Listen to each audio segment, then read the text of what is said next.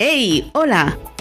Descubre conmigo un nuevo episodio de Contenido Digital Emocional, un podcast para freelance y gente inquieta. Soy Ana Alabord, copywriter con una chispa de marketing emocional. Te doy las gracias de todo corazón por estar aquí. ¡Comenzamos!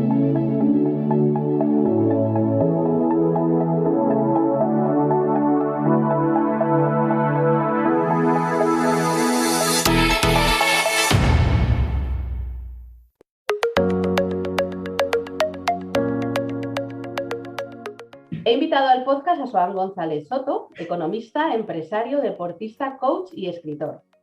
En 2014 creó Factor Coach, proyecto en el que vives con pasión su misión. Joan despierta e inspira tu liderazgo para que seas capaz de superar las barreras que te limitan, tomes las riendas de tu vida y disfrutes de la libertad que deseas. ¿No es así, Joan? Hola, ¿qué tal? Muy bien. Bueno, Ana, primero muchas gracias por invitarme a este podcast. Para mí es un placer. Y sí, efectivamente, es una de mi lema dentro de ese proyecto, despertar e inspirar tu vida a través de un liderazgo consciente. Claro, ¿no? Además es que lo trabajas, lo que yo me he dado cuenta estudiando, ¿no? Antes de la entrevista te he soltado varios datos que te han hecho gracia porque, claro, yo cada persona que entrevisto me gusta informarme de quién voy a poner delante porque merecéis además muchísimo respeto, claro. Os habéis atrevido a entrar en este podcast, eso es increíble. Y si habéis escuchado algún episodio, claro, yo aquí paso muy rápidamente al tema personal y porque me interesa saber quién está detrás, ¿no? de ese coach que admiras y que, bueno. Y entonces lo que yo veo es que tú miras el tema del coaching como desde muchos puntos de vista. O sea, eres economista, empresario, deportista, pero deportista no de yo... que a ver, que yo me voy a andar todas las mañanas y ya está, de ahí no me hace falta mucho más, pero claro, aquí triatlones, no sé cuántos maratones, no sé cuántos has hecho. 19 maratones, ya eres mayor de edad en maratones, y te puedes sacar el carnet de conducir en maratoniano, o sea, miras claro, como este tema, yo hay un tema a veces que me preocupa con el tema coach, ¿no? Que a ti te pasará muchísimas veces la gente que se acerca a ti, ¿no? De decir, oye, esto realmente es cierto, esto realmente es verdad, o sea, a mí un coach, ¿para qué quiero poner un coach en tu vida? ¿Para qué? ¿No? Y claro, yo mirando pues, no sé, la personalidad que tienes, cómo te diriges a la gente, cómo los libros que tienes, ¿no? Todo es como vas muy enfocado a decir, oye, toma las riendas de tu vida, hazlo tú. Yo te digo, pero hazlo tú, ¿no? Entonces, va la primera pregunta con todo este marco que te acabo de poner, ¿no? Si quiero ser líder en mi vida, ¿no? Que además en el último libro que has escrito lo dejas como muy claro, ¿no? De aquí te voy a dar unas dinámicas para que tú tomes las riendas.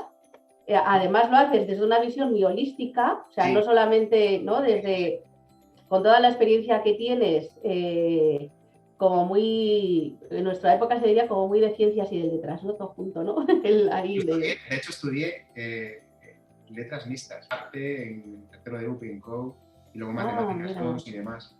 Yo creo que wow. Bueno, como bien dices, al final es un sistema, es algo completo. De hecho, pongo un ejemplo de una de las figuras que se le considera el Einstein de la conciencia, que es Ken Wilber, que habla que un líder al final es un ser completamente integrado, que no solamente es cuestión de tener habilidades, sino de saber también conectar, trabajar mucho la agilidad emocional para poder luego conectar con otras personas. Entonces, es un tema que yo llegué, yo creo que por casualidad, porque mi pasado yo no he estudiado psicología, he estudiado económicas, y recuerdo en los últimos años que, sobre todo el último concretamente, que llegó a mis manos un libro de Luis Bassat, el libro rojo de la publicidad, y me interesó el tema del marketing, las ventas, y acabé trabajando primero como analista de producto y luego como director de retail. Estuve 8 años dirigiendo cadenas de tiendas de deporte. Eso hizo que entrase en contacto pues, con multinacionales como Nike, como Adidas, y he viajado, por ejemplo, a Holanda y he visto cómo trabajaban con los equipos. Y de hecho, cuando íbamos cada 3 meses a hacer las compras a Hilversum, siempre destinaban un día a hacer actividades de team building, es decir, de cohesión, y me molaba muchísimo eso. Luego yo las ponía luego en práctica con mis equipos, tenía 22 tiendas, 40 y tantas personas a mi cargo, y recuerdo que yo disfrutaba con eso. Y yo creo que fui llegando al mundo del coaching, y sobre todo el coaching ejecutivo y de equipos, por mi experiencia en empresa.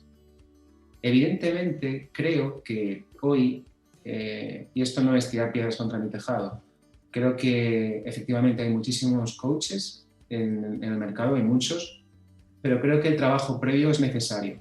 Creo que antes de certificar a un profesional, tú has estado, creo que en AECO, ¿sabes? Yo estoy en ICF y en ASESCO desde el principio y persigo mucho el poder de alguna forma refrendar lo que hago, ¿no? Es decir, dame feedback cada sesión, cada proceso, pido feedback, me sigo mis certificaciones, luego he encontrado mentores y sí me doy cuenta que cuanto más avanzo, más me doy cuenta de que necesito todavía trabajarme más.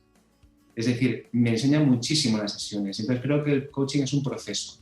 Para mí empezó en el año 2006-2007, no en el año 2012, 13, 14, cuando realmente salté al mundo de la formación y me empecé a certificar.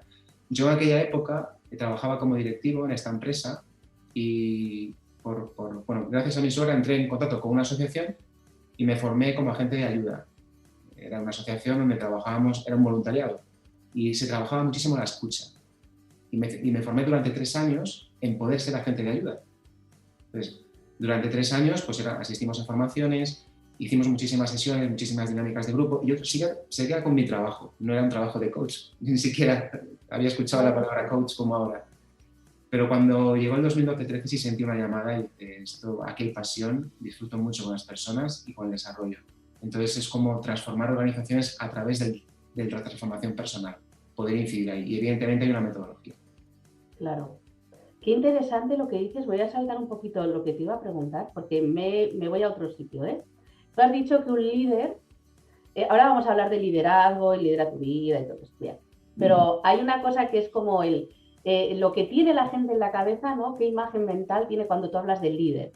Sí. Tú has dicho, un líder es una persona integrada, ¿vale? Yo ahí, entonces, claro, tenemos que integrar nosotros mismos, pero cuando tú no tienes la impresión, Joan, de que, pronuncio bien tu nombre, por cierto. Sí, Joan, perfecto. Vale. Eso, por eso. Un gallego viviendo en Murcia, esto es graciosísimo también. O sea, una donostiarra que vive en Valencia entrevistando a un gallego que vive en Murcia. Genial, el Mediterráneo nos ha llamado. Bien, entonces, ¿no tienes a veces la sensación de que cuando tú dices líder solamente se habla de maneras de comunicar? Bajo mi perspectiva y mi experiencia, te diría que no. Creo que la comunicación es un resultado. Vale, pero no tienes como ese ambiente general de decir, para ser líder, vale, una parte importante es la comunicación, pero es que hay muchísimo más. Sí. No solamente Braveheart y el speech, ¿sabes? O sea, no es... Precisamente, yo creo que al final, como un buen resultado de saber comunicarte, surgen habilidades, evidentemente, de un buen liderazgo, pero también tiene que saber conectar, es decir, y saber inspirar. Uno de los mejores directores de orquesta del mundo, que es Benjamin Handler, habla de que un líder es un dispensador de entusiasmo. La clave no es simplemente que brilles en una conferencia o que des un buen speech o que pongas una frase motivacional. No estamos hablando de ese tipo de liderazgo. Cuando hablamos de un liderazgo consciente, que es un poco el liderazgo que se trabaja, bajo mi perspectiva y bajo los modelos que he estudiado y con los que me he formado con referentes mundiales y considero que son auténticos líderes conscientes. De lo que hablamos es una persona que primero sabe, hay una visión hacia adentro, que tiene una serie de hábitos de éxito que le ayudan a luego estar hacia afuera. Es decir, hay una parte intrapersonal que luego permite esa parte interpersonal. Creo que un líder que no se dirija bien a sí mismo es muy difícil que dirija bien a un equipo. Otra cosa es que te hayan puesto ahí. Es decir, que te hayan puesto la etiqueta, te la cuelguen y te bueno, eres como manager, líder y demás. Vale. Pero luego, ¿qué dice tu equipo de ti? Es decir, para mí hay 4 grandes claves que tiene que manejar todo líder. La primera es que tiene que conseguir resultados. Y yo creo que en eso estamos de acuerdo. Si no tiene resultados... Totalmente. No hay liderazgo. La segunda es que tiene que tener la capacidad de, expresando una visión, ser capaz de desarrollar un equipo. Tiene que haber desarrollo de su gente. La tercera es que tiene que tener muy claro los valores y cómo los alinea con su equipo. Es decir, pon los valores, Ana, como si fuese una brújula o un GPS, lo que te dan dirección, y haz que tu equipo los siga. Y la cuarta tiene que ser un agente de cambio. Es decir, tiene que ser capaz de promover los cambios. Al final, si estoy en un contexto, vamos a suponer que fuese una empresa, porque yo líder aquí no lo centro solamente en empresarios, lo centro también en cualquier persona o empresario, cualquier persona que tenga que liderar su vida con efectividad. Vamos a considerar que tiene que dar un valor total. Esto es un modelo que existe, ¿no?, de consultores. Y dices, vale, ¿de qué se basa un valor total? Primero, valor económico. Luego, valor relacional, y eso suma, pero multiplica por la capacidad de adaptación. El líder tiene que ser capaz de influir precisamente tanto en el valor económico como en el valor de las relaciones, pero también en la capacidad de adaptación. Y eso requiere una humildad y un conocimiento de uno mismo para poderte poner en relación de los demás. Porque tengo que saber entender cómo funcionas tú, cómo te comunicas, qué te motiva, cómo respondes ante las situaciones, cuáles son tus habilidades, tus capacidades, para a partir de ahí ayudarte a que te desarrolles. Claro. En el caso de que, claro, nosotros hemos hablado del líder y tienes en la cabeza una empresa, líder de equipo, líder de tal, pero tú no vas ahí. No. Tú vas a mi vida normal. A la gente que anda por la calle, donde podría escoger. ¿Te imaginas, Joan, esta situación, ¿no? De estar en la plaza, ¿no?, en la plaza del Ayuntamiento Valenciano, ahí todo lleno de gente, cuando nos dejen, ¿no? Todo lleno de gente. Pero, y ponerte ahí y decir, tú, o sea, ir señalando a cada uno y decir, no, o sea, el equipo, yo ahora, claro, que hace falta tener equipo para ser líder. ¿Y qué tengo que hacer, ¿no?, para ser el líder de mi vida? ¿Qué hago yo para ser el líder de mi vida? Joan, yo, Ana, aquí. Primero es cómo te sientes con tu vida. Es decir, cuando tú tienes que hacer una reflexión de hacia dónde vas, cuando te levantas, ¿qué sensación tienes? Siento que... ¿Te contesto? No. Bueno, sí, te lo pregunto, Ana. Muy buena. Yo cuando me levanto es maravilloso, de verdad, te lo digo en serio, ¿eh? O sea, y además lo he comentado más veces en el podcast. Para mí, celebrar mi cumpleaños para mí es una gran celebración. Estoy a punto de no contarlo con 26 años, muy a punto de no contarlo. Y entonces cada día para mí yo me levanto, soy de las personas que se levanta con mucha energía, a ver, un poco dormida, quiero decir, pero me levanto con muchas ganas de vivir. O sea, es así, quiero decir, no puedo, es así, quiero decir, no pero tiene... tienes un claro sentido hacia dónde vas. Sí. Una dirección, un propósito.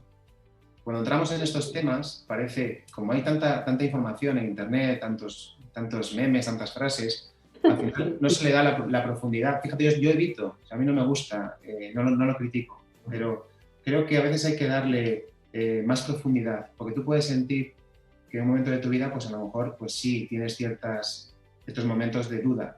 Yo he tenido mis catarsis a lo largo de estos años. Claro. Y en dude, bueno, no lo sé, yo se lo pregunto a veces y yo no me considero una persona todavía completa, creo que me estoy completando en el camino, pero sí tengo claro hace tiempo cuál es la dirección, el propósito, el sentido. Y cuando lo encuentras, todo lo que va surgiendo en el camino, los diferentes objetivos, son parte de ese sentido, de esa dirección. ¿Sería tu para qué, Joan? ¿Ese sería tu para qué o no? Sí, mi para qué, si lo tengo que definir, sería, si tuviese una visión hacia dónde, sería un mundo donde las personas obtienen un desarrollo pleno. Evidentemente me centro en empresa, pero también tengo muchas sesiones coaching particular, personal, y muchas veces lo que trabajas en empresas son temas personales. Acaban derivándose en eso. Entonces te das cuenta de que si formas parte de eso y aportas un grano de arena ahí, merece la pena. Y eso da energía para leer, para formarte, para ser una mejor versión de uno mismo. Tengo una hija de 11 años. Ese modelo de liderazgo lo tengo que trasladar porque yo estoy pensando en ella cómo va a ser de mayor. Claro. ¿Cuál va a ser mi legado hacia ella? Madre mía, y además de cómo nos levantamos por la mañana, no, pero ¿cómo quiero decir? Vamos a ver, yo con todas estas cosas, es verdad, a mí también me pasa lo mismo que a ti, pero, y lo confieso, a mí yo siento un poco de rechazo entre las frases de súperate a ti mismo. Es más, sí. Me regalaron un imán hace tiempo de tú puedes con todo, yo tengo aquí una pizarra delante y lo tiré, lo siento, pero lo tiré, yo no puedo con todo, y me parece además una contrapartida porque puedo con lo que puedo y lo que puedo voy a por ello, pero hay cosas con las que no puedo. ¿Te cuento un secreto? ¿Qué? ¿Te cuento un secreto? Yo sí que puedo con todo, ¿no? Tú tampoco. Vale, digo, ahora me viene el típico, claro, menos mal. Gracias, porque es que no puedo y además es una frase que me agobia. Yo lo tenía delante y cada vez que la veía me sentía mal, o sea, y decía, ostras, pero es que, claro, puedo con todo, venga, y de repente dices, ostras, llegas al final del día y dices, ostras, si esto no me ha salido, ¿por qué tal? Y esto, entonces es como a la parte, ¿no? Yo imagino, ¿no?, que al final del día habrá que hacer un análisis, yo lo hago por las noches, De decir, hoy, como yo siempre, la gente se ríe porque yo siempre voy con una libreta y me encanta el mundo digital, y utilizo y enseño herramientas digitales y todo eso, pero luego yo, a mí me gusta escribir y entonces, ¿qué tenía fijado para hoy? ¿Qué ha salido? ¿Qué no ha salido? Y lo que no ha salido, ¿por qué? Y lo que ha salido vamos a evaluarlo, ¿no? A ver qué ha pasado, ¿no? Con mi día de hoy, ¿no? Y con los niños y con todo, ya sabes, nosotros somos familia de acogida, en mi casa hay muchas familias dentro y el otro día no sé quién le decía que me decía, guárdame este secreto. Y digo, mira, hijo, en mi casa hay más secretos que la familia real británica, ¿sabes? Entonces digo, porque, claro, pero es como muchas, entonces hay como muchos campos abiertos, ¿no? Y digo, vamos a ver, de este campo, de este campo, de este tema de tal, o sea, cómo, sobre todo decir, vale, si hoy he fallado o hoy no he hecho esto como yo creo que tenía que haber salido tal, ¿por qué? Y a veces decir, pues es que o no tenía que haber estado así, esa reflexión de final del día. Bien, claro, contrapartida con esto es el puedes con todo, el hoy es un día súper feliz, igual te lo dicen a las 10 de la mañana, voy a hablar un poco más, porque has hecho una cagada muy grande, ¿sabes? Y que estás justo en el momento de decir, ostras, me he olvidado de esto, o esto tal, y dices, si ahora me vienes a decir ten un feliz día, mira, trágatelo, ¿sabes? Porque con eso no me llenas más si me dices, estoy contigo. Llámame, o sea, te llamo, no llámame, te llamo, porque sé que en este momento me necesitas. No sé si en esto estamos alineados o no, Sohan. Totalmente, y te diría que tiene, y es una opinión personal, como estas entrevistas personal me voy a mojar, o sea, no voy a por eso, esto es. Yo creo que tiene que ver también con la cultura del esfuerzo, con lo que está pasando ahora mismo a nivel social, que parece que se llega, que se puede llegar muy rápido, muy fácil. De hecho, vete a una librería o entra en Facebook. Los mensajes son esos. Entonces, a mí ahí me sirve muchísimo el deporte y sobre todo el deporte de fondo, las pruebas de fondo. He hecho 19 maratones, también he hecho 7 pruebas Ironman, donde la media son 12-13 horas. Es una metáfora de un reto. Evidentemente, para estar ahí hay que entrenar, no solamente la parte física, sino la parte mental, la parte emocional. Pero curiosamente, a mí me sirve, mi primer Ironman fue en Suiza en el año 2011 y yo entré en los brazos con mi hija recién nacida. Y mi hija me ha acompañado a la mayoría de las pruebas. Y mi hija hoy hace deporte simplemente por mera observación. Y sabe que las cosas cuestan trabajo hacerlas.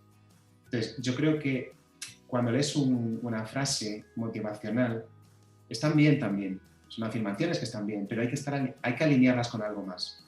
Recuerdo, por ejemplo, en California, en un espectáculo mega con Tony Robbins, que caminamos sobre brasas, estuvimos varios días en San José, y ese tipo de dinámicas están muy bien también, pero hay que asentarlas después en otras cosas, porque si no se convierte en champán. Sube, está súper motivado, pero luego cuando cae, cuando baja, si no está bien asentado, bien alineado, no hay trabajo.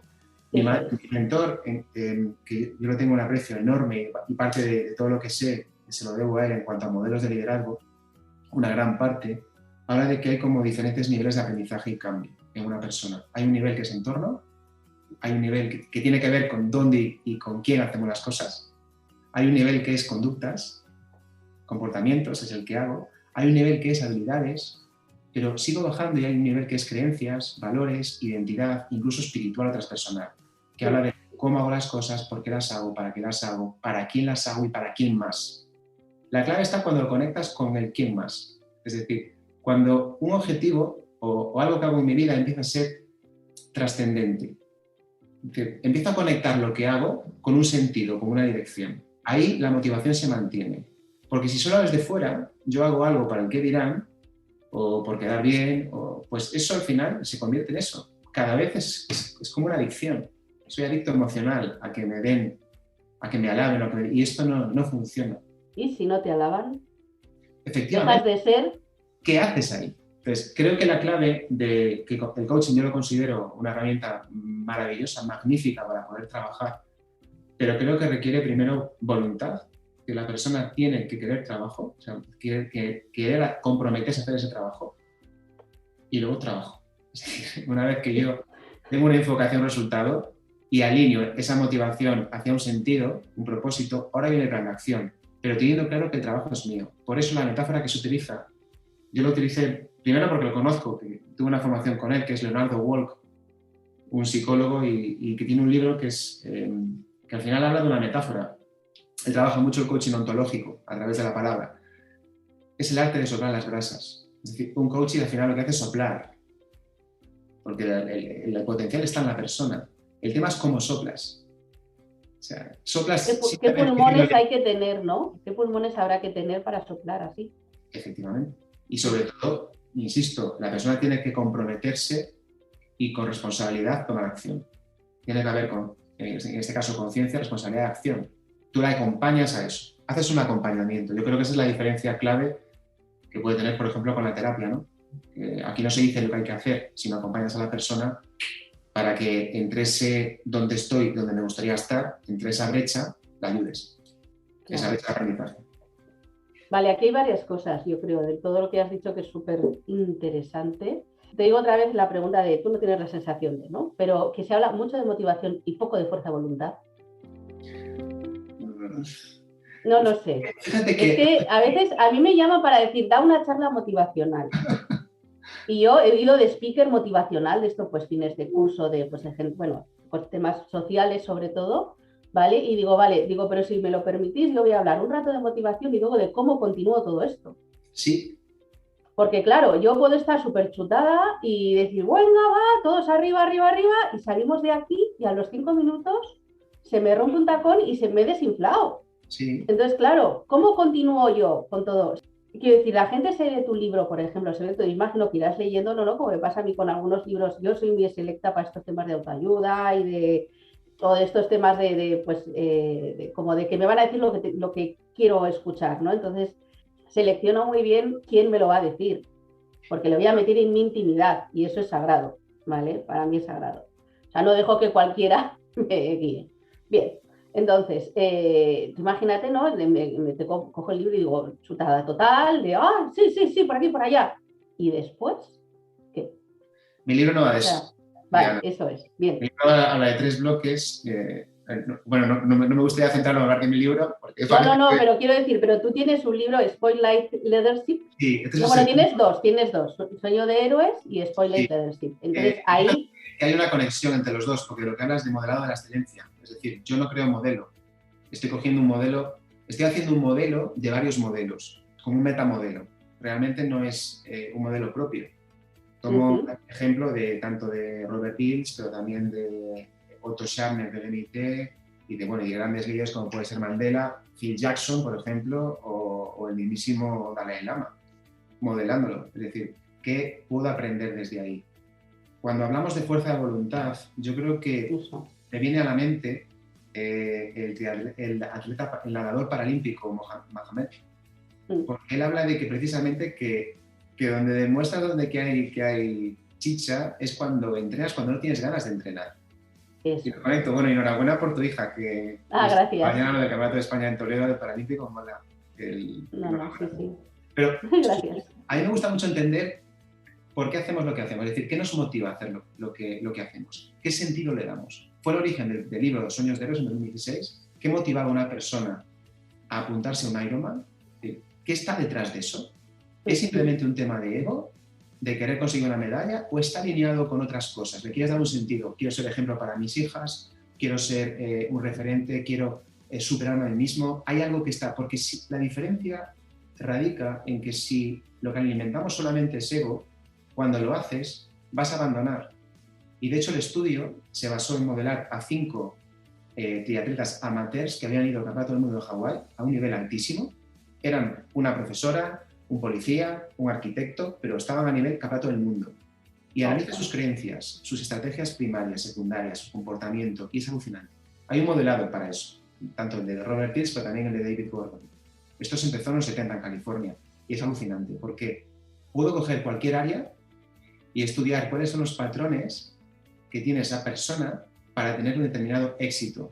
Evidentemente hay que medir ese éxito. En Spotlight Leadership lo que hicimos fue medir 18 líderes en España que tenían un desarrollo extraordinario con sus equipos y en sus empresas en su sector, creando innovación y teniendo un resultado extraordinario.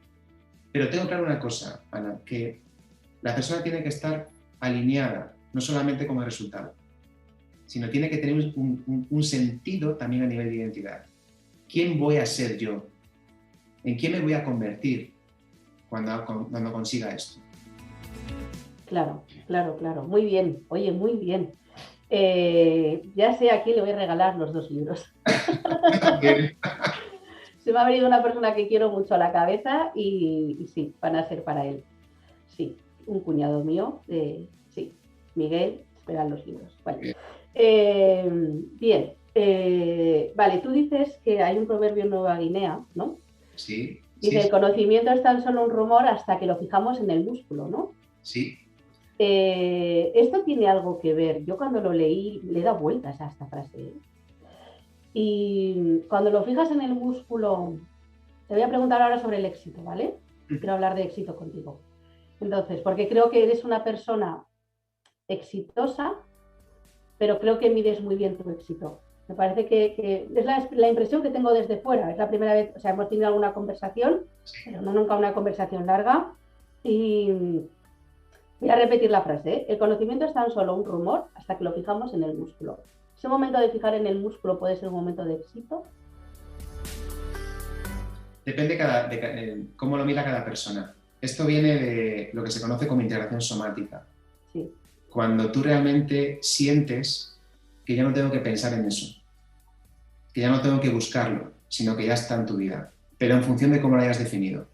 Para una persona el éxito puede ser el rango que adquiere, por ejemplo, en una organización o el estatus social, pero para otra persona puede ser el sentido de libertad. Hace poco conocí a una persona extraordinaria que se llama Jacqueline Novograph, a través de una fundación. Ha creado la fundación Acumen y, bueno, es la mujer de Chris Anderson, creador de las charlas TED, que es muy conocido. Sí, por eso. Bueno, pues trabajaba para Chase Manhattan, en la directiva, en banca, y llegó un momento que se dio cuenta que tenía que hacer algo distinto. Y creó una organización mundial que está en muchos países que se dedica a dar microcréditos a emprendedores sociales. Y están creando una red de líderes sociales, que ya hay un montón. De hecho, la presidenta de la fundación Quiero Trabajo está dentro de esa red, Vanessa, le mando un saludo desde aquí. De hecho, el libro va destinado a esa fundación, los beneficios. Y curiosamente, ella tomó el ejemplo. Creo, habría que preguntárselo, pero Mohamed Yunus, que le dieron el Nobel, creo que fue en el 2007, que ha dado a 7 millones de personas microcréditos, pues también le pasa algo parecido, creando Grameen Bank. Entonces te das cuenta que ahí hay contribución. Entonces, para mí el éxito lo conecto con el sentido de contribuir, de alguna forma de dar. Y cuando salgo de una reunión, ya sea la semana que viene en Cruz Roja, pues la semana pasada en el Parque Científico, con empresas, y son momentos donde, o esta entrevista, por ejemplo, donde tú estás dando, y ahí estoy sintiendo de alguna forma, estoy sintiendo el éxito, pero no porque haya likes o lo vayas a difundir, ya está, salgo de esta reunión y se ha conseguido inspirar a alguien genial. Entonces creo que tiene que conectarse con lo que cada uno considere que es éxito. En mi caso es sentido de contribución y libertad, que poder hacer lo que quiero con mi tiempo. Evidentemente me tengo que ganar la vida, pero me la estoy ganando, en el sentido que no tengo problema en ese sentido, pero también dando. Eso lo descubrí hace muchos años, que el hecho de contribuir a la sociedad de la forma que sea, ya sea pues haciendo sesiones de coaching, por ejemplo, colaboro con la Universidad de Granada, con la Universidad de Alicante, con la Fundación Quiero Trabajo. Cuando termino una sesión, termino un proceso y la persona te da un feedback, se me ponen los pelos de punta, Ana. Me pasa igual. Tiene sentido el que yo me vaya a Estados Unidos, a Roma, a formarme a lo que sea, porque cada cosa que aprendo la pongo en valor en un equipo o en una persona. Y eso para mí es un sentido de éxito, pero es mi propio éxito. Claro. Bueno, el tuyo y el de los demás. ¿No te pasa? A mí me pasa, mira, me pasa con este podcast y cuando... Vamos a ver, este podcast es un podcastillo, es un podcastillo aquí, que sí que es verdad que lo escucha gente, pero yo todos los días, o casi todos los días, recibo llamadas de personas que escuchan el podcast y me piden cosas. Me piden que les escuche, que les ayude, o sea, muchos temas, ¿no? Muy variados. A veces es simplemente te quiero contar mi historia porque necesito en este punto que me conectes con alguien o porque te he escuchado. Bien. Ahí es donde, ¿no? Donde tú dices, ostras, esto vale la pena muchísimo. Quiero decir, aunque me digan, tíralo abajo, no lo tiro abajo, porque es que me merece la pena, o sea, está llegando a gente. Bien, ¿no te pasa a veces, Sohan, que cuando tú estás aprendiendo, ¿no? Yo creo que los dos nos formamos continuamente y es más, no sabemos no formarnos, Efectivamente. O sea, no podemos como frenar porque teníamos sed de más, ¿no? De mejorar en puntos y tal. Y yo cuando a veces me dicen, oye, tus hijos, a pesar, pues tengo bueno, somos familia acogida, con una discapacidad, mucha hiperactividad y tal, pero mira, los estudios no van mal, ¿sabes? Y el tema, y es muy normal que los menores tutelados les vaya muy mal en los estudios, ¿vale? Digo, sí, es muy normal y muchas veces por, bueno, muchos temas. Aquí podríamos tener otras 8 conversaciones. Bien. Y digo, ¿sabes lo que pasa? Que yo creo que en ocasiones, igual que tú has dicho de tu hija, digo, yo todos los niños que pasan por casa, a mí me ven estudiando todo el día. Todo el día. O sea, a mí y mi marido en otros temas, pero insaciables en cuestión de hacer y de estar conectados con gente y tal. Bien, ¿a ti no te pasa a veces que cuando estás aprendiendo, enseguida lo estás aplicando para ver a quién podemos ayudar con esto? Primero a nosotros mismos, porque los primeros beneficiados somos nosotros. Yo creo que cuando escuchamos a alguien o cuando alguien nos pide un favor, una ayuda o un algo, los primeros que nos beneficiamos dicen, te voy a dar no sé qué, digo, no me des nada. O sea, no me des nada porque es que ya con esto tú me has ayudado a mí. A decir, joder, vale la pena. O sea, todo este esfuerzo, todo este...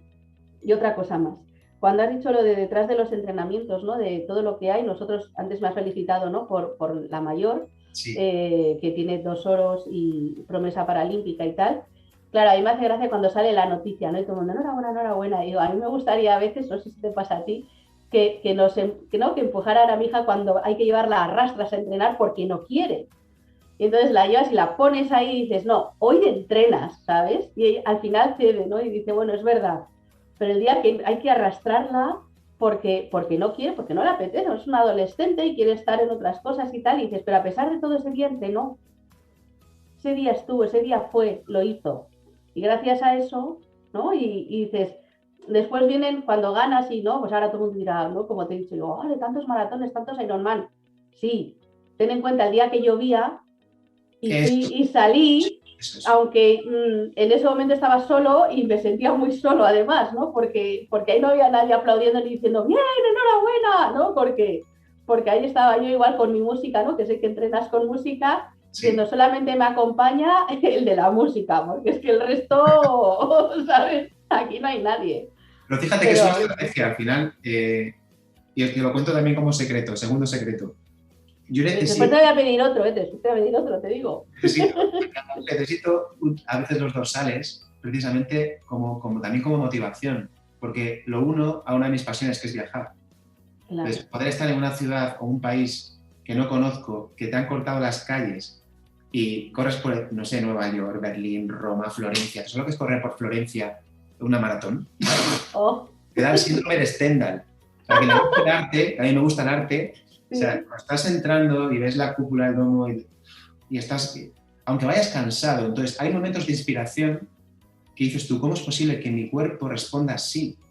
Entonces yo eso luego lo activo cuando tengo que dar una conferencia o tengo que tener, cojo recursos de las pruebas y no te digo nada cuando hago pruebas, por ejemplo, nadando o estoy en la montaña o, por ejemplo, buceando, que es otra de mis pasiones, el buceo, la apnea. Entonces, todo esto yo lo considero como recursos y es una forma de cargarme. Fíjate, al final habla como de 4 pilares. Hay una parte que es un pilar que es mental, todo lo que tú haces, nivel de conocimiento, de habilidades que vas adquiriendo para tu trabajo, para tu vida. Hay una parte que es emocional, que tiene que ver con la parte intra e interpersonal. Ahí la inteligencia emocional y la agilidad emocional es vital. Tú esto eres experta, lo sabes. Luego hay una parte que es corporal, que es cómo cuidas eso. Y luego hay una parte que es espiritual. Yo te diría que muchas veces estoy meditando cuando estoy nadando. He tenido momentos de lucidez. El otro día el domingo pasado, por ejemplo, estaba en Calblanc, en un parque natural, entrenando, o sea, por costa. Y yo estaba pensando en cómo iba a organizar una experiencia que tengo en 2 semanas con un equipo en una isla. No me los llevo 2 días a una isla. Y aproveché esas 2 horas de entrenamiento para definir qué dinámicas iba a hacer. Y surge la idea. Es generativo. Entonces, es también mi forma de trabajar. Entonces, a mí el deporte me ayuda a eso. Aparte que luego hay otra parte química, ¿no? Hay sustancias que se generan internamente.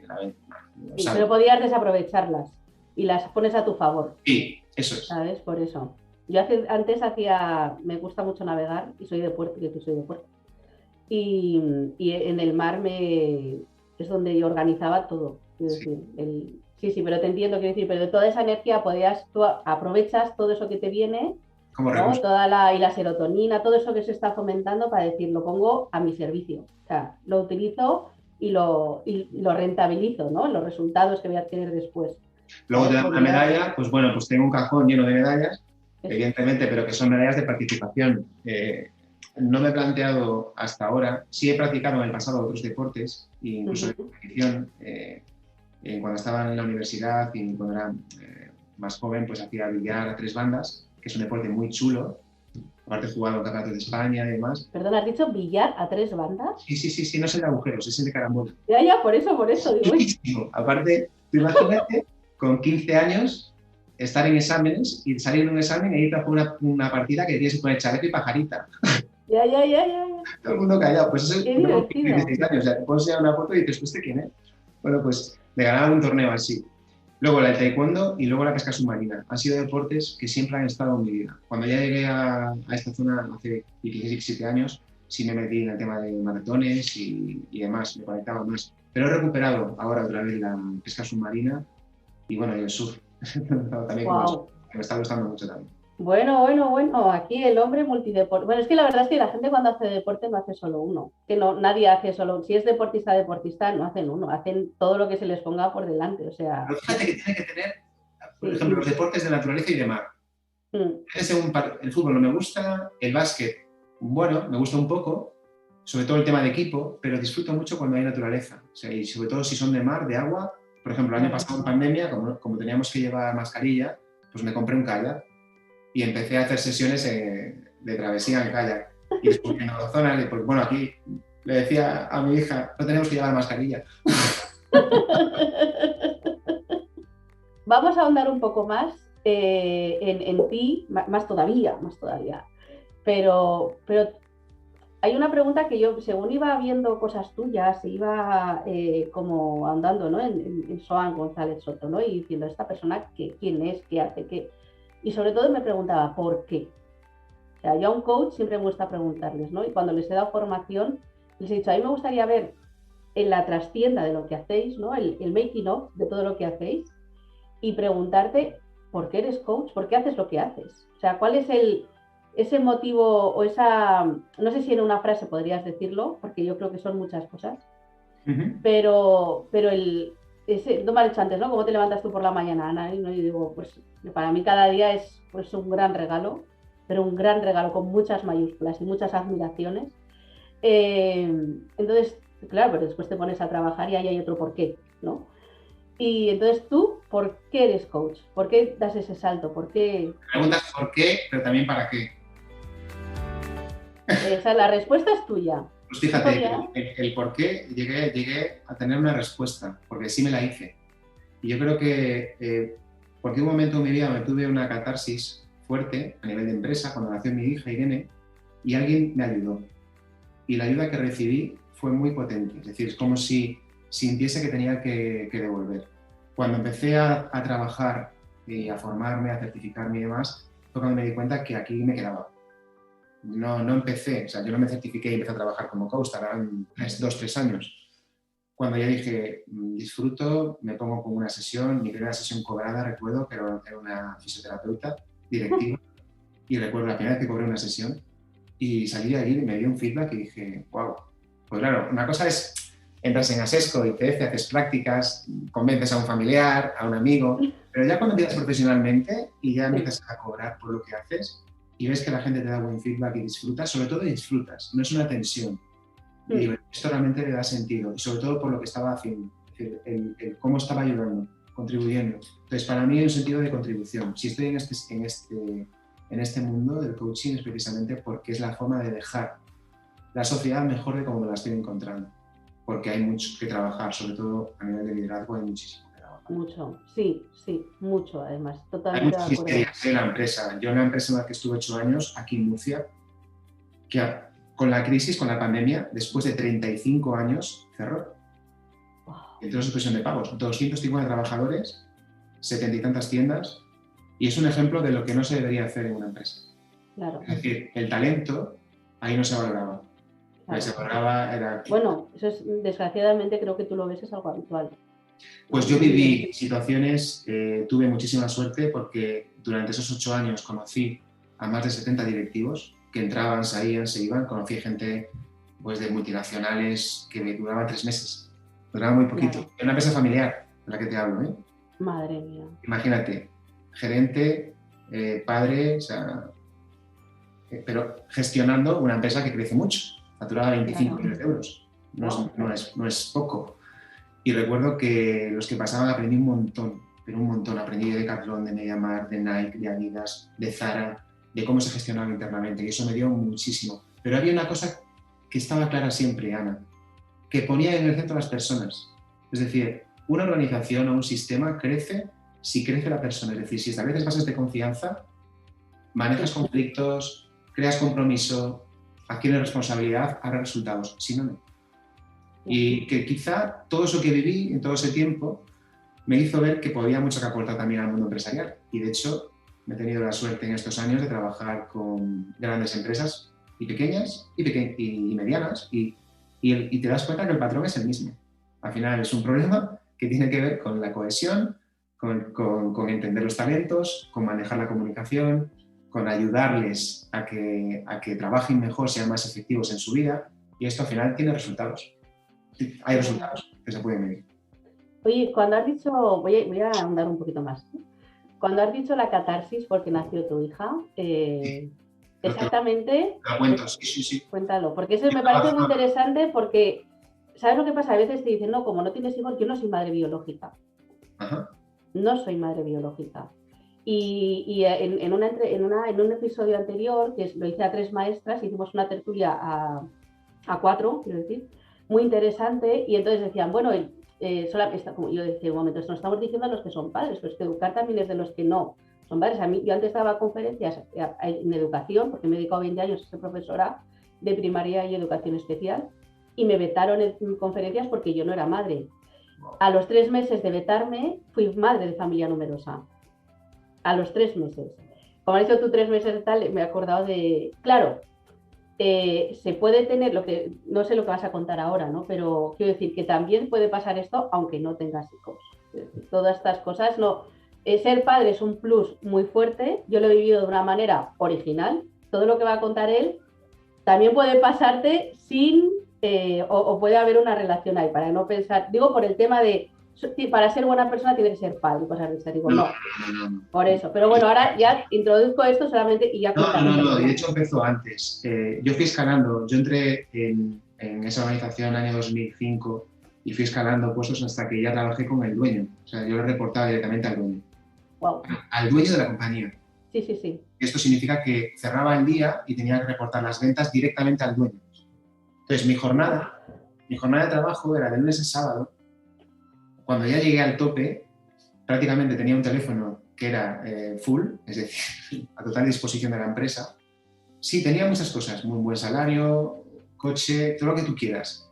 Pero llegó un momento que yo no estaba encontrando sentido a todo eso. No estaba disfrutando con lo que hacía.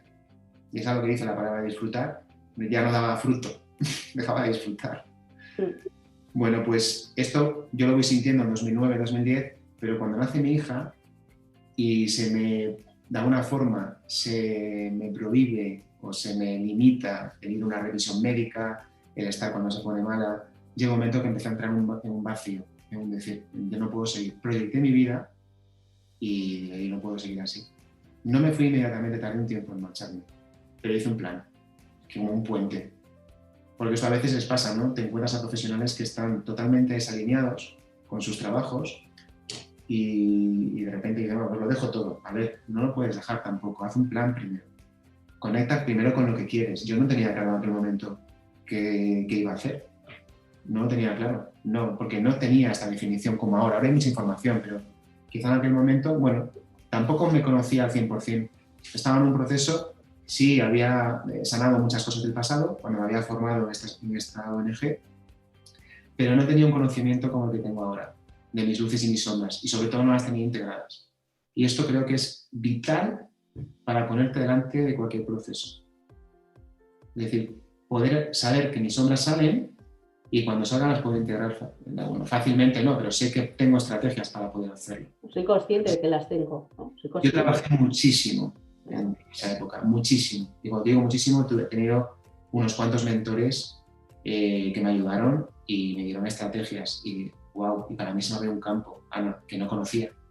Claro. De hecho, a pensar que tenía que haber estudiado psicología, pero no necesariamente. Creo que es una cuestión de la vida que he ido llevando. He tenido la suerte que cada conexión que he tenido me ha llevado a una que me ha abierto otros campos y empecé pues con coaching, pero luego me fui a otros campos, conecté con inteligencia emocional, conecté con mentores de la talla de Stephen Gilligan, Dills, Braden, Bruce Lipton, Christina Hall, gente que cuando te formas en persona es como si dices tú, lo que me queda aquí, ¿no? Y recuerdo un viaje estando unos días en la Universidad de Santa Cruz, en California, en una conferencia. Estábamos comiendo, había como 20 países. Y claro, con los que estaban sentados ya eran asiduos de ahí. Y llevaban en todo este mundo, en lo que nosotros estamos, llevaban 30 años. Tú querías decir algo y de repente todo el mundo, todo lo que tú sabías, bueno, lo conocían de calle, ¿sabes? Era como tú eras el junior, no, el preescolar de aquello. Cuando tú pensabas que sabías algo, ¿sabes? Entonces, esto te hace ver que es un continuo, que estamos en un mundo, sobre todo, que hay que adaptarse, hay que ser muy ágil, pero sobre todo cuando hablas de personas, tienes que estar constantemente formándote, porque el ser humano es complejo y el cerebro no tenemos un mapa del cerebro, o sea, para poder entrar ahí. Entonces, tú sabes dónde tienes que parar. A veces conectas con algo y dices tú, yo sé dónde tengo que parar, sé lo que pertenece al campo de la terapia, no al campo del coaching. Soy muy respetuoso con la terapia, no es terapia coaching, y hago esa diferenciación. Claro. Y me he formado con terapeutas, me he formado con... Stephen Gilligan es doctor en Stanford de psicología y hace dinámicas, yo he trabajado con él dinámicas, incluso a nivel personal, he sido parte de formaciones y dices, wow, es que consigue acceder a que una persona realmente haya transformación personal, pero tiene que haber trabajo. Por otra parte, la responsabilidad es del que está delante, no tuya. Vale, te voy a decir dos cosas. La primera, voy a hilar con lo por qué te he dicho, porque igual te he desconcertado un poco antes de que dijeras lo de la catarsis, ¿no? Y ahora voy el mensaje que, porque sabía que iba a ir por ahí el tema, ¿no? Sabía que iba a ir por ahí el tema de, te voy a decir por qué. Yo empecé un colegio en el sur de Madrid hace años, yo llevo muchas mudanzas en mi vida, muchos estos, y he vivido en muchos sitios. Uno de ellos fue Madrid y empezamos un colegio y me tocaba abrir el colegio a las 7 de la mañana para recibir a los bebés de las mamás que se iban a trabajar. Y lo pasé muy mal, tanto es así que me lo empecé a mirar el tema, porque las mamás me dejaban a los bebés llorando, pues que las madres iban hechas polvo, porque me decían, yo es que ahora es el momento en el que quiero disfrutar de mi niño y lo vas a disfrutar tú. Que dice, no digo que no le quieras, claro, yo que todos esos niños los tengo y niños más pequeñitos y tal, los llevo conmigo. Pero dice, pero es que si, o igual me lo daban chutado de apiretal, que decían, es que lo típico, dicen que no tienes que hacer, dicen, es que como falte un día más al trabajo me despiden. Claro, gente que trabajaba en televisión española, o sea, puestos, productoras, mujeres sobre todo, te hablo de mujeres sobre todo, o sea, me gusta mucho que sea un hombre el que saque este tema, ¿no? Y de quiero estar tiempo con mis hijos. Por un lado estos, entonces me imagino cuando uno tiene un hijo, ¿no? De repente da la vuelta y es como que tomas la decisión, o sea, es verdad que necesitas un cambio, yo hice también un cambio de sector con este tema, fue lo que me llevó a cambiar de sector y dedicarme a lo que me dedico ahora, el decir, yo no quiero ser la que se va, y eso que ser profesor tiene un horario un poco flexible, pero no, yo tenía que estar aquí había mucho trabajo que hacer con los niños que venían y todo. Bueno, por otra parte, esa catarsis no nos puede pasar solo si somos padres, quiero decir, hay mucha gente que nos necesita a nuestro alrededor y a la que igual por estar metiendo 12 horas diarias al trabajo no estamos atendiendo y echamos la culpa al trabajo y muchas veces la culpa es de que no quiero verlo. No quiero ver que hay gente que me necesita o con la que tengo que tener un café, una conversación y lo escudo en el trabajo. Y sigo ahí, y sigo el camino porque total, es lo que decíamos antes, ¿no? Si nadie nos admira y nos dan los likes, ¿no? Claro, ¿qué pasa con un hijo? Que de repente tienes al admirador ahí, ¿sabes? Lo tienes delante, lo puedes coger, lo tocas, te mira, entonces dices, ostras, Claro, y más cuando son bebés, ¿no? Bueno, es que es muy gracioso todo este tema, ¿vale? Pero es muy curioso, muy curioso. Yo esa experiencia la he tenido el verano pasado, nunca había tenido bebés, tuve un bebé acogido en casa y descubrí la gratuidad del amor a lo bestia y dije, ostras, ahora entiendo Cambia muchas mucho cosas. la perspectiva. Cambia muchísimo y fue una experiencia maravillosa, maravillosa, vamos, o sea, bueno. Pero claro, quiero decir a toda la gente que nos está escuchando, que está escuchando el podcast y dice, bueno, yo no tengo hijos, yo no tengo este problema, ¿sabes? O sea, yo os iba... No, no, no, no, no. O sea, hay mucha gente que te está esperando, que está esperando de disfrutar de ti y de que tú disfrutes de ellos. Entonces, no hace falta que tengas que coger, ¿no? Que tengas al bebé delante o que tengas, ¿no? Ese momento de que tiene una fecha y que tiene un inicio y que tiene... No hace falta. No sé si me estoy explicando bien. Totalmente, te voy a poner un ejemplo que me viene ahora Vale. a la mente, porque lo vuelvo a conectar con el sentido, con el propósito en tu vida. No sé si conoces a Luis Rojas Marcos. Sí, hombre, claro. Bueno, pues Luis Rojas Marcos era psiquiatra en el momento en el que en Nueva York, en el momento en que las Torres Gemelas se cayeron. Bueno, se cayeron, las tiraron. Sí, sí. No sé si recuerdas, 2001, septiembre, 11 de septiembre. Estaba viendo los deportes y de repente se paró la conexión. Yo estaba en un examen en la Universidad de Estudios Temporales. Y recuerdo que salí de allí y llamé a mi padre y dije, vete a hacer gasolina que va a subir el precio del petróleo. Recuerdo que le dije eso. Bueno, pues él atendía a las personas que estuvieron luego en bloqueos emocionales por la situación. Pero hablaba de casos, tiene varios libros, hay uno de la autoestima imprescindible, si lo conoces, es fantástico. Yo lo admiro muchísimo, junto a él, junto a Valentín Fuster, que son amigos, y son dos personas que uso muchas veces de ejemplo, ¿no? En mis formaciones. Gente que perdió el metro esa mañana, que trabajaba en el World Trade Center y perdió el metro. Y por perder el metro no se murió, porque murieron 3.000 y pico personas. Había 50.000 trabajadores dentro de las torres. Bueno, esas personas, pasados unos meses, dejaron a su pareja y hicieron cambios trascendentales en su vida, porque imaginaron qué pasaría si me hubiera muerto en ese momento. Sí. Entonces, aquí lo conecto con otra de las figuras que para mí es un ejemplo, lo tengo como base en mi web, que es Viktor Frankl, el hombre en busca del sentido. ¡Hombre! Creador de la logoterapia, la teoría del sentido. Sabes que en las escuelas está la teoría del poder, la teoría del placer. Ha salido varias veces en este podcast Viktor Frankl. Pues fíjate, la pregunta que les hacía a sus pacientes es ¿por qué no se mata usted? ¿Por qué no se suicida usted? Pero eso no es una pregunta baladí, es ¿qué hace que te quedes aquí? Que quieras. Y lo conecto con la contribución, con el sentido, que va más allá de ti. Porque él decía que había gente que en un momento dado abandonaba, ¿no? Y se tiraba a las mallas y se electrificaba. Se morían. Decidían abandonar porque el sufrimiento era brutal. Pero él decía, para mí quiero contar esto, tengo un sentido que va más allá de mí, quiero contar lo que ha pasado aquí. Entonces yo creo que esas personas que si día tras día te levantas y no encuentras ese sentido, estás apagado o apagada, puede ser que pase una semana, pasan dos, pero si esto es permanente, pues es el momento de hacer un cambio. Y a lo mejor el cambio es un cambio que no es simplemente quitar malas hierbas, sino es plantar algo nuevo, algo que germine. O a lo mejor es plantearse que voy a cambiar de cultivo, un cambio evolutivo. A lo mejor estoy en un trabajo, llevo 20 años de financiera y decido que quiero ahora dedicarme a formar líderes. ¿Por qué no? Pero ese cambio cuesta. Porque dices, y llego al territorio de las creencias. Y aquí cito a Ortega. Las ideas tenemos y las creencias estamos. Y si tengo la creencia de que como llevo 20 años en este sector o trabajando así, ¿y dónde voy yo con 45 o 50 años? ¿Dónde voy? ¿No? ¿Por qué no? Si voy a ser un don nadie. Bueno, ser una temporada un don nadie, no te preocupes. ¿Por qué no? ¿Por qué no? ¿Sabes? Eso es. Efectivamente, es decir, ¿cuánto tiempo tiene que pasar? Subestimamos a veces que a lo mejor 2 años de mi vida pueden suponer mucho. Mira, el mayor ejemplo te lo doy con mi suegra. A mi suegra le diagnosticaron, recién llegado ya a Murcia, le diagnosticaron un cáncer muy duro, tipo 3, de los jodidos. Y en Murcia, en la región de Murcia, le decían que le daban 6 meses de vida. Tú planteate si mañana te levantas y te ponen un contador hacia atrás. A mí me pusieron 3, Joan. ¿Cómo? A mí me dieron 3. Ostras, entonces sabes de lo que te voy a hablar. Sí, porque no se resignó y se fue a Madrid y tiene la suerte de que un primo suyo era oncólogo en Fuenlabrada y experimentaron con ella una técnica que solo se hace en Estados Unidos, pero que aquí es novedosa, muy dura. Wow. consiguió 7 años de vida. En 7 años casó a su hija, se fue a Argentina, se fue a un montón de... vio nacer a su nieta y vivió. Y yo me despedí de ella, se me pone la piel de gallina.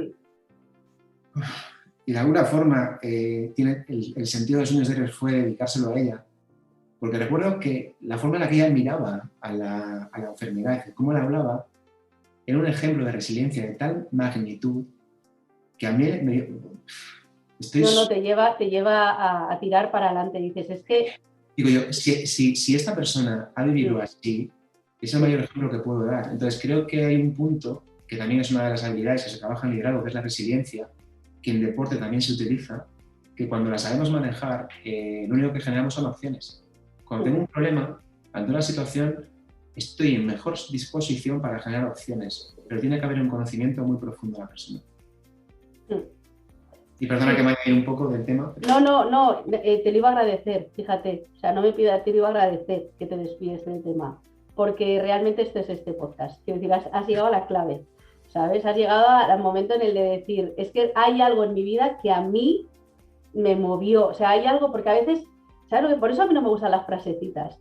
O sea, no me gustan las frasecitas. O sea, bien, en algún momento te pueden despertar algo, pero dices, coño, perdón, pero hay algo en mi vida que hizo que ¡pam! O sea, que despertara, que subiera. Y ves a veces tanto gris alrededor que dices, coño, no quiero gris, no quiero grises, yo quiero, no, grises, parece la época de Franco, esto, ¿no? Que van a ver los grises.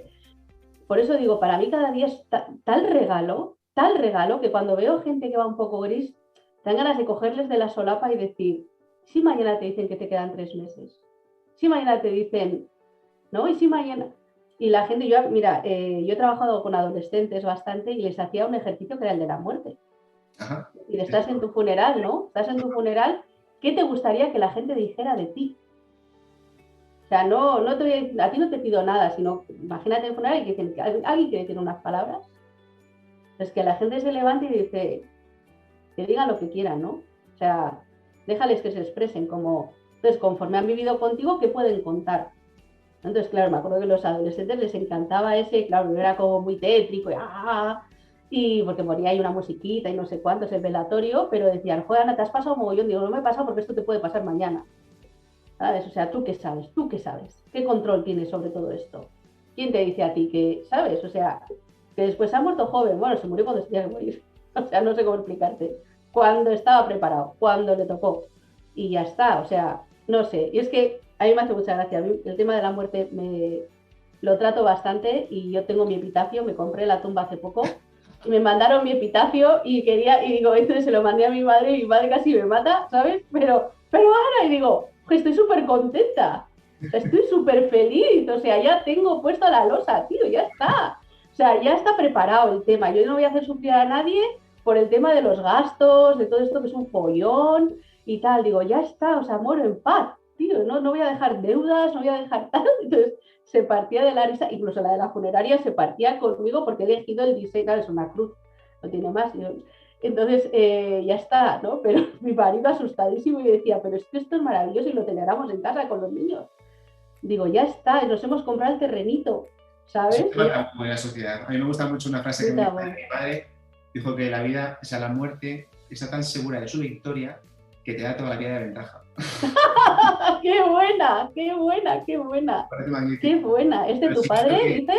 Es de mi padre. Bueno, la leyó, ¿no? Pero recuerdo que me la dijo hace unos años. ¡Qué bueno! Y aprender a vivir, sobre todo, y aprender también, saber que vamos a morir. De hecho, hablábamos al principio de los estoicos. Eso es. Esto es una máxima de Marco Aurelio. Memento mori. Eso es. Claro que vas a morir.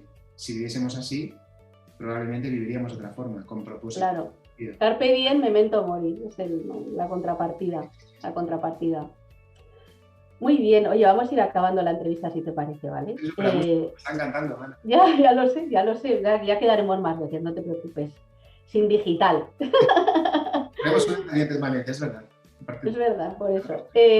Bueno, me gustaría que me recomendaras una película, ya lo siguiente me da miedo, que es lo del libro, porque lees mucho.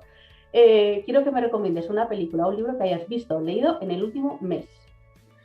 Pues mira, el último mes leí unos cuantos, pero como estamos hablando de todo esto, y va mucho del corazón, te voy a recomendar uno, es de Álvaro González Alorda, que es Cabeza, Corazón y Manos.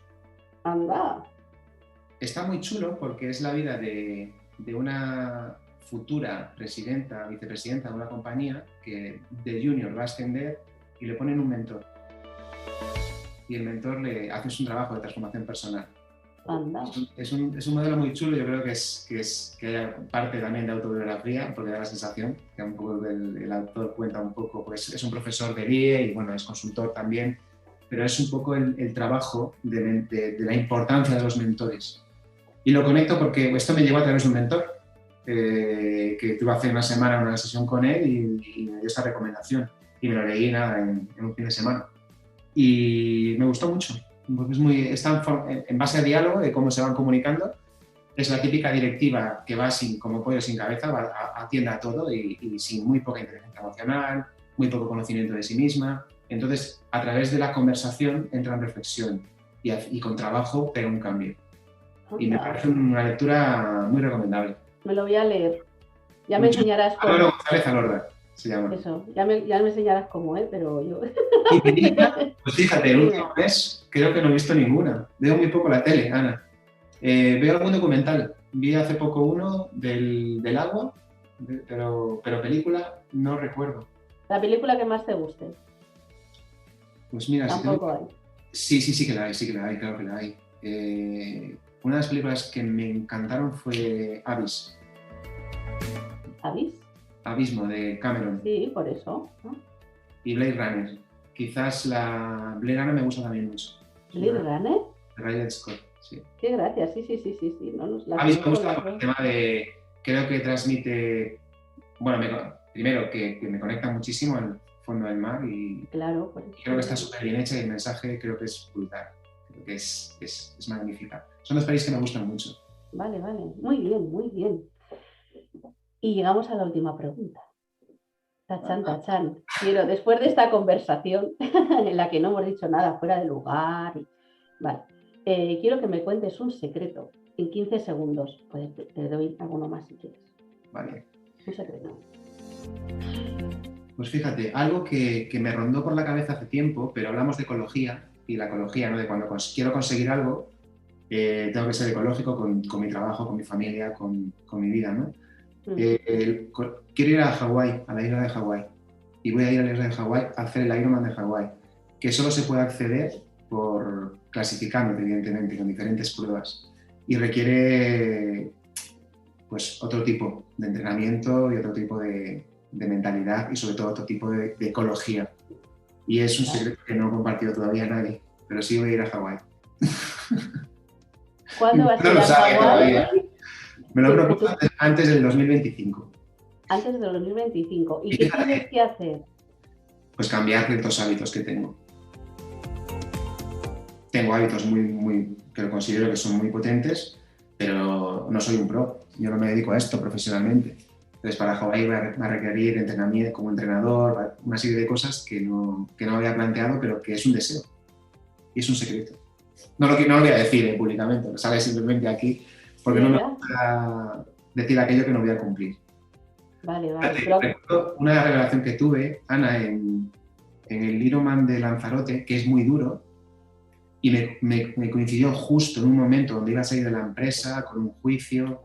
Me llamaron justo el día antes, estaba en mayo en Puerto del Carmen, y me llama mi abogado diciendo que íbamos a tener un problema, bueno, una historia. Y corrí ese Ironman con la cabeza totalmente bloqueada. Y recuerdo que estaba en Haifa y me paré y tuve como decir, ¿qué coño hago aquí? No lo he visto. Y de repente dije, vale, le voy a dar un sentido a esta carrera. Y prometí que volvería a la isla. Lo acabé en 15 horas, fue un disparate. Totalmente quemado, me tuve quemadura de segundo grado, brutal la prueba. Y dije, antes del 2020 voy a volver a la isla. Y corrí en octubre de 2019 otra vez Lanzarote. Y la sensación que tuve, y aparte lo escribo, en el segundo libro lo escribo, porque en Sueños de Dios lo dije, ¿no? Que voy a volver a la isla. Sí. Y volví en el 2019 y la sensación, esto es muy sistémico, pero la sensación de volver al mismo lugar donde has estado sin otra persona, comparaba el Swan de 2012 al Swan de 2019, esos 7 años, O sea, tú sabes que disfruté, aun con el viento que hacía, porque en Timanfaya es muy duro el viento y hizo un día muy malo. La sensación de decir, el disfrute, o sea, de estar disfrutando durante toda la prueba, de decir, he vuelto y todo lo que he vivido le ha dado sentido, con mis altos y mis bajos, porque he tenido también, pues, sí, bueno, como historia, todo. Como todo el mundo. Pero recuerdo que para mí fue una pasada. Pues quiero ir a Hawái. 2025 espero ir a Hawái. ¿Me estás haciendo una promesa? Sí. Vale. Yo soy vasca, no sé si sabes cómo actuamos nosotros, ¿sabes? Si te suena el tema, nosotros la palabra es algo, lo más importante que tenemos. Tengo 4 años y un plan. Vale, parece que vas a robar un banco. Preparado con España, que va yo para allá, vamos. Ah, vale, muy bien. O sea, acabas de hacernos una promesa en este podcast, bien. ¿Necesitas algo que te ayude en algo para cumplir esta promesa? Pues compartirlo cuando lo haga. Cuando lo haga, meterte conmigo a que te daré feedback. Desde luego, como si quieres que te cree un club de fans y te vamos animando desde... No, le da también un sentido social, tendrá una parte social. Y haremos algo para que tenga detrás también... Bueno, sabes que me muevo mucho en el mundo social, o sea, creo que ya lo he dejado en evidencia, pero quiero decir que si necesitas más cosas del tema social o movidas, me apuntó a Hawái antes del 2025, suena muy bonito además, ¿no? Qué bien, voy a poner otra hucha en casa, tenemos la de Los Ángeles 2028, voy a poner la de Hawái 2025. Es una chulada, la isla es todos los amigos que han ido y he entrevistado a los 5 que participaron y todos han ido a Hawái. Claro. Yo he participado con ellos en una prueba y se parece a Lanzarote, pero no es lo mismo. Es distinto. Bueno, yo miré con caipiriña, ¿eh? Yo voy en plan mojito, caipiriña, ¿de acuerdo? Es lo que a mí me interesa ahora mismo. Pero bueno, si necesitas que te ayuden algo de aquí, en esos 4 años, que digas, puedo echarte un cable, porque las promesas se hacen, pero hay que apoyarlas, ¿no? Entonces, ¿sabes? Por eso te lo digo. Formarás parte de mi comunidad de santos.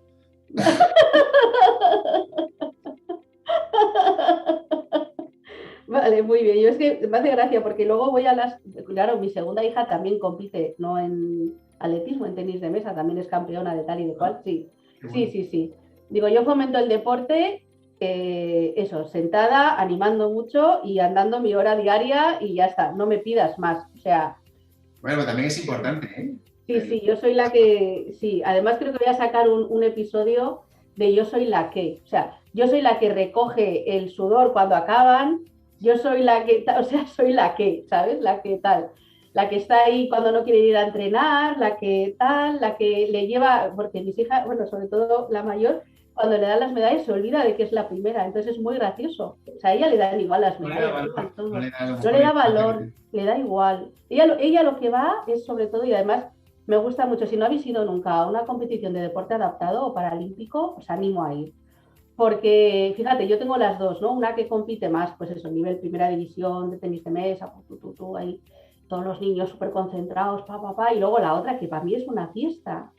O sea, a ver, compiten, hay muchísima exigencia, ¿no? Pero luego es que con el que, o sea, gana una y con el resto, o sea, se pegan unos abrazos todos y ¿sabes? Hay un buen rollo, porque en realidad lo que nos une y el por qué estamos ahí, el deporte es la excusa. ¿Sabes? Que después hay que hacer marcas, hay que hacer todo, quiero decir, todas estas cosas que yo estoy aprendiendo, hay que hacerlo. Hay que esforzarse y hay que arrastrarse al entrenamiento a veces y tal.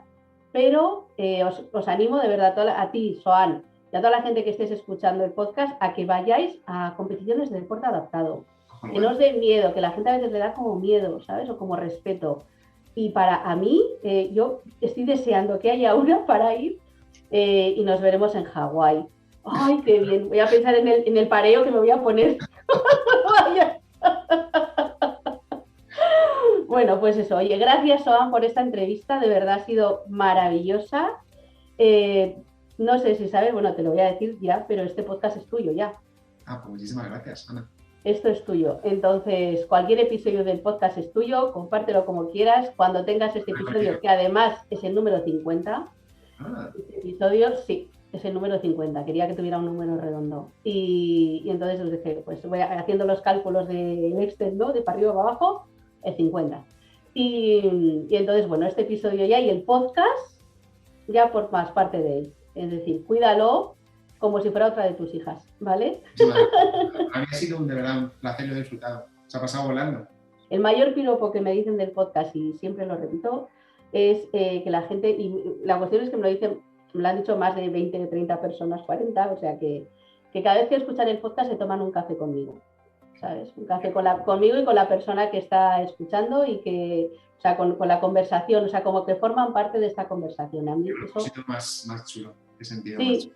Sí, la verdad, es muy bonito. Y ahora te voy a pedir la última cosa, Yasuan, no te voy a pedir más, es que yo me callo ahora, ya, que por fin no, me toca ya callar. Entonces, voy a dejar que cierres tú este podcast, ¿de acuerdo? Así que todo tuyo. Muy bien, pues como hemos hablado de sentido, de propósito, lo voy a cerrar con una frase de Viktor Frankl, aparte que la tengo escrita en la web. Y decía que tenemos que aprender por nosotros mismos y luego enseñar a los demás que en realidad no importa que no esperemos nada de la vida, sino si la vida espera algo de nosotros. Pues con ese sentido me gustaría invitar a todo el mundo a que encuentre una forma de contribuir y de dar. Y de que eso estoy convencido que va a mejorar su vida. Gracias, Ana. Bueno, ¿qué te ha parecido esta entrevista, conversación, desvelación de secretos continuada con Xoán González Soto? Madre mía, estoy súper agradecida y ahora llega tu momento, el momento en el que me encantaría que compartieras este episodio del podcast, esta entrevista tan valiosa, que des 5 estrellas si estás escuchando este episodio en Apple Podcast, que comentes, que compartas, que me preguntes cosas, que me digas ideas que tienes para el podcast, porque la semana que viene voy a lanzar una encuesta con ideas nuevas para la segunda temporada. Y sí, tengo que darte una noticia, y es que se acaba la semana que viene la primera temporada de este podcast. Hemos estado un año con unos datos maravillosos, con gente estupenda, bueno, ha sido muy buena idea montar este podcast. Estoy muy contenta y de que tú estés conmigo aquí. Y ahora te voy a contar quién es el invitado de la semana que viene. Ya sabéis que siempre tengo en cada mano, cuando acabo un episodio, en una mano tengo a Xoán González Soto, que se va y que ya pasa a tener un episodio del podcast suyo para él, que le he dicho en esta entrevista, es como, trátalo como si fuera un hijo. Y en la otra mano tengo al siguiente invitado, que es Miguel Ángel Trabado, para mí uno de los mayores referentes en transformación digital, y no es por nada, pero también como persona es maravilloso y es la persona con la que voy a cerrar la primera temporada de este podcast Contenido Digital Emocional. Gracias de todo corazón, es tu momento y solo te digo 2 cosas. Hasta luego, la aventura nos espera.